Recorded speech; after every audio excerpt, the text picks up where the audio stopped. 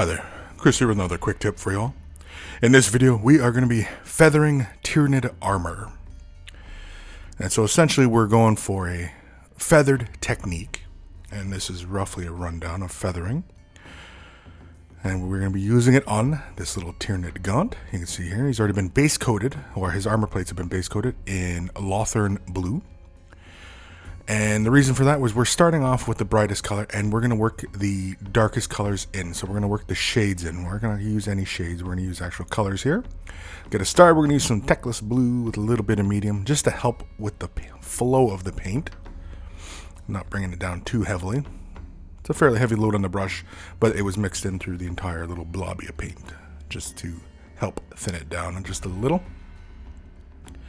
And so essentially when we're feathering, we lay some color down, not too heavily, and with a damp brush, not wet and not too dry, but mostly damp, you draw the edge of wherever you want to create that transition, and you draw the paint edge into your lighter color or darker color for that matter. This also works for highlighting as well as shading, and you know it's simply just a process. It's up to you at which colors you use and what have you, right? And so as you can see, it's really pretty straightforward. You just take a little bit of your color, lay it down where you want to create that transition, very carefully of course, because you know it's not just like you're just slapping the paint into there. You want to be very controlled as you apply your color as to where you want to create shadows and where you want to have that color transition. You simply take your damp brush and draw that leading edge closest to your brightest color and create that fade. And the damp brush essentially is just simply just smearing the excess paint away, and it creates the illusion of a transition there. And really it's just we're just wiping the paint away. This kind of effect can also be created by simply just wiping your finger over the paint when we create washes and such, and you use your finger to wipe the excess away and leave the raised edges brighter. It simply is the same kind of technique. We're just simply wiping the paint away.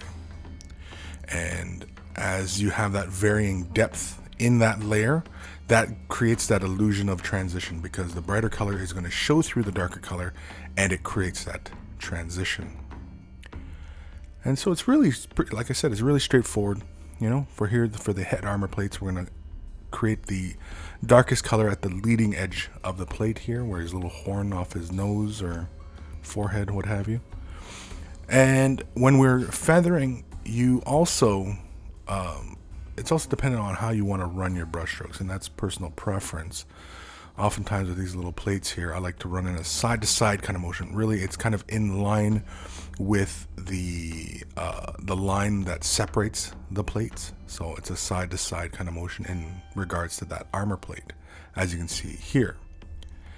And you could do it in a motion that follows the plate from front to back and create it that way as well.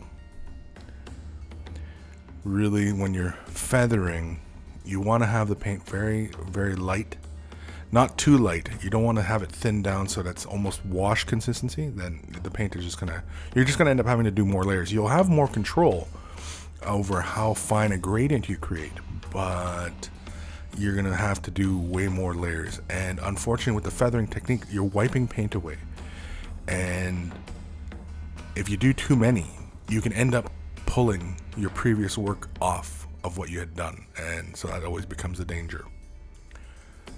As dangerous as painting can be, I suppose. Next, we're gonna go in with some Tantor blue with a little bit of medium, and again we're just using the medium to thin this down just a little, just to help with the flow. And so we're going to create even deeper shadows in here. And with the previous color, it was kind of hard to see the color transition and how the effect of feathering works. And so it's a little easier to see here with the Tantor blue. And of course, we are creating a gradient of color. We could have just tried and gone with Tantor blue on top of the Lothern blue, but I don't think we would have got as fine a color gradient as we are seeing here. Now this is fairly rough, as I'm not, we're watching this in real time as I'm working on it. And so when you see the brush leave the frame and then come back into the frame, I was just simply switching hands. I'm using 2 brushes here to do this. Often this can be referred to as 2-brush blending. I've only ever known it as feathering, and essentially this technique doesn't have to be done with 2 brushes. I just do it just for speed's sake, and because you can simply just apply your layer of paint down, rinse your brush off real fast, get it damp, and then apply this if you're nice and fast. It's just easier when you have 2 brushes on the go. Also with feathering as well,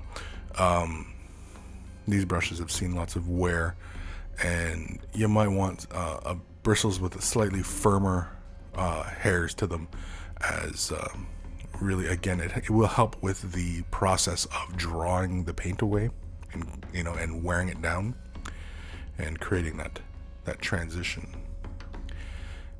Often, again, this is often referred to as 2-brush blending, but really there's not blending happening. The eye creates the blending. Really, we're wiping the excess paint away. Blending is often when you have 2 colors mixing. Lothern Blue and White Scar, and we're simply just going to layer in this final highlight just to finish off this overall effect. And really this final bright little highlight, little mediums used here as well. As you can see, this mixture is a 1-to-1 mixture, roughly. I always say rough because when you're taking dollops of paint, it's not terribly precise. Using our detail brush really fast, a little bit of medium to help with the flow, and we are simply just going to create the little textured lines, the striation lines on the armor plates. Not very heavily, just enough to create a little bit of texture and kind of help with the visuals of the blend. Again, the blend isn't terribly smooth. It's actually kind of rough, but oh well. This is simply just a rundown of the feathering, and I just wanted to show the final effect of using just simply throwing in these striation lines on the armor plates and showing an overall finished effect on how it can look for your models. Doesn't take terribly long to do for your models if you want to do this kind of blending for your models. As you can see by this video here, it really only took a few minutes to paint this guy to a decent standard. You see here we're just coloring just those little edges there. But that's it. It's easy as that. Give it a try.